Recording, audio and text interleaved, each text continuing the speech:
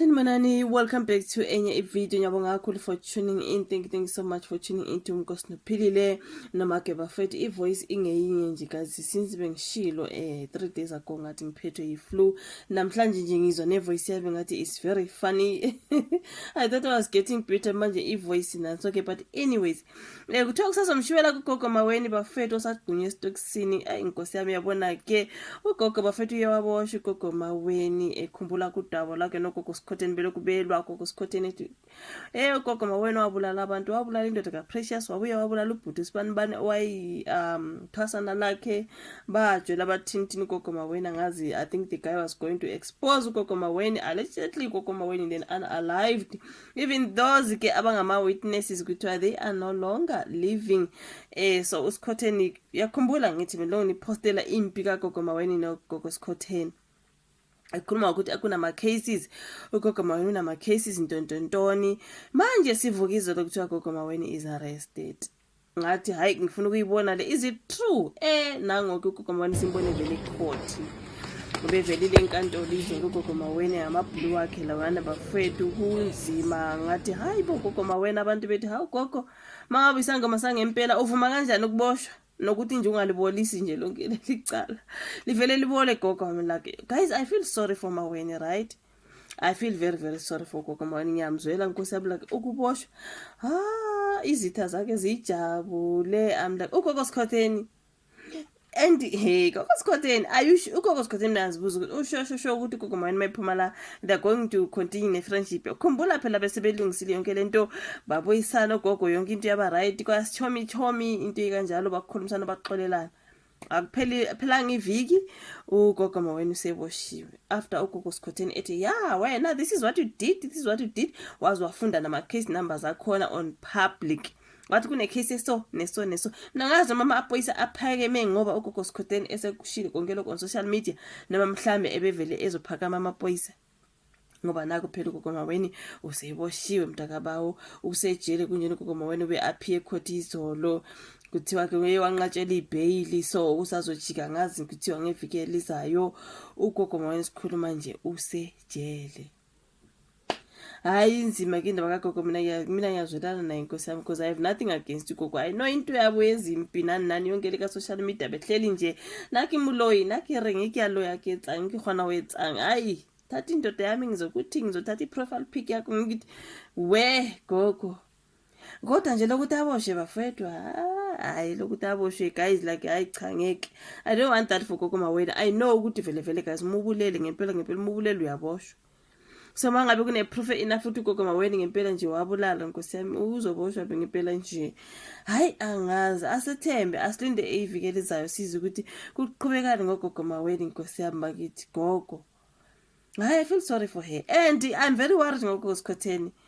Njengoba nje bese kuyibhadi chomi sekungathi baxolelene kanti ugogo Sikhotheni I suspect ukuthi she knew very well ukuthi mangasebenza like undercover ngenza ngathi ngiyamthanda sisibile ezingabangani ngithi hayi ngoba guys ever since impi yake nogogo Sikhotheni wakhuluma ama case numbers online kwaliwa wakhuluma ugogo Sikhotheni ukuthi uma wena wenzani nendoda yakhe bathini guys usabelo yena ngabe seboshiwe. Usabelo Mgubeni ngabe seboshiwe yini ngoba kwathiwa bafika benemoto ebingena number plate basusa number plate mathema bedli khona sebebulela umuntu babuyisela number plate babona ngomakhelwana ukuthi imoto eso ibingena number plate ifike yenza umonakalo yaqeda lapho yathi mayidli khona yabuyisela number plate. Iyona into esizwile phela kuthiwa ke imoto le ihamba ngosabelo Mgube imoto yendoda kagogo Maweni. Manje abantu bayabuza ukuthi is he also getting arrested or what is happening? You ayikuningi obebulala abantu lana bani ugogo Maweni noma usabelo Mgube kuningi bafethu.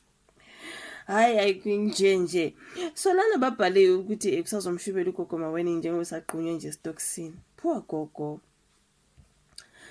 Kuthiwa ke sangoma soduma kwi-TV uMakhoso ugogo Maweni mufuke Mokgopo usazobhadla ke stokisini kuze ngishaya umsombuluko okusuka azobefaka ngalo ke isicelo sebail. Lo melapho indabuko ubevele enkantolo emantshi yaseProtea namhlanje bakhuluma ngayizola I think so emuva kokuboshwa ngesonto ngezithuba zabo 3 ntambama. Maweni usolwa ngokushaya ke ngenhloso yokulimaza okuyicala elenzeka ngo2019. Iphepha lithola ukuthi ugogo Maweni oboshwe ngamaphoyisa abangamalungu e-Gauteng Province Cold Case Investigation Unit nawe Gauteng Counter Intelligence Investigation asesiteshini esaseMondo eGoli ngezinsolo ezibandakanya ke ukushaya ngenhloso yokulimaza okuyisigameko esenzeka ngo-2019. So leli phepha ke libuye lathola ukuthi uMaweni uyathinteka nasezigamekweni zokubulawa kwabantu ezenzeka eOld Dorado Park eMondo, eOrange Farm naseBurgersdal phakathi kuka-2020 no-2024. Hey ugogo nkosi yami, hayi okungamacala asaphenywa ke lawo. I do think ugogo ubulala ngaleyo ndlela bafowethu. Hayi kodwa ngeke bafowethu phela cha. Lezi zinsolo ziqaleke ukudalulwa ke uza kwabo oyimbange yakhe enkulu uPatricia Gogo Skhotheni Motsoeneng engxabanweni yabo eyayishisa phansi kwiTikTok. uSkhotheni waveza nokuthi phakathi kwabanye abantu ababulawa kubalwa noMyeni obengumngane wakhe omkhulu. uSkhotheni wathi ke lezi zindaba uMaweni waziphahluka ke kumalungu omndeni wakhe ngesikhathi eseqiwe yizinkamba zika Faro kanti umfowabo ubesehamba ecula ngalezi zehlakalo. Nakuba kunjalo ke ngesonto ledlule uSkhotheni noMaweni baveza ukuthi sebekhumelene umlothake baze baxabane nje ngo-2023. uSkhotheni nguye owaveza ukuthi uMaweni ukopela izitayela zakhe kanye nensipho yakhe. uMaweni uqala ukuzakhela ukudumo emva kokuvela kwezindaba zokuthi bethandana nowayengumlingisi we The Queen uSithembiso SK Khoza enguShaka nowayengumdlali weMamelodi Sundowns uSiyabonga Zulu. Siyazi ngoBaby Daddy bakhe labo uSK Khoza oyi-actor, uSiyabonga Zulu ke oyi-footballer. So yeah, hayi ke bafethu kodwa ugogo Maweni so kusho ukuthi siyoze sizwe ke ngoMvulo, umsombuluko woMvulo like is the whole week ugogo Maweni police station. Cha ke bafethu kuzomshubela ngempela ke. Only imagine ugogo Maweni ephakathi ejele nje egwajiswa ngabanye nje. Do you think bangamgwajisa ugogo Maweni? Or ngiyoze bagwajise? Hayi kodwa gogo shame man. But why kubulala though? Yonke lento eyisho ugogo Skhotheni nama victims abo ugogo Maweni ntontoni ukuthi okay this is what they did, this is what they did. Mangabe bakwenza ko wrong bafethu, like honestly why would you do all that? Uzusisa number plate yemoto just ukuthi uyowenza ubona ugebengu ngelo obukhulu nje ugebengu nje.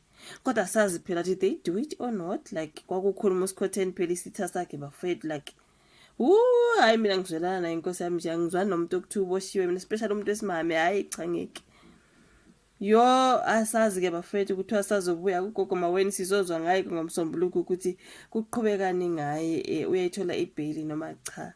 Ugcine eboshiwe ugogo Maweni guys emacaleni ukuthiwa ke ubebulala abanye. Omunye wayelithwasana lakhe bajola uThema sebehlukana sebona ukuthi uyam-expose ke kuthiwa allegedly ugogo wambulala something like that. Yo hayi kuningi. All the best to ugogo Maweni bafethu sengathi angayithola ibail ke. Skhotheni ke wena just be safe girl, because do you think ugogo Maweni mephuma wena you are safe? Hey, move out, like relocate, do something. Ngoba ephuma lapha uzobe ekwate ugogo uzobe ekhukhumele engaka like because phela emva kokuthi ugogo Skhotheni nje balwe nogogo Maweni yingakho nje seboshiwe bafethu. Mina ngicabanga ukuthi amaphoyisa nawo nje kuye kwa ugogo Skhotheni nje oye wathela le paraffin emlilweni ovuthayo already, because ngamacala ka-2019 yolokhu bengakabophi uMaweni baze bazombopha manje eselwa nogogo Skhotheni bebekuphi sonke lesikhathi. Mhlawumbe baye babona ubuserious mamacala akhona bathi asilandelele asimdingeni simbophe. Bebevele belindeni bafethu. Mangabe kwabulawa abantu ngempela bebelindeni. Ashame. But angazi yethu comment section ke sizosho. Like i video, subscribe, share ke bese siyabonana kwenye izwe landela. Bye.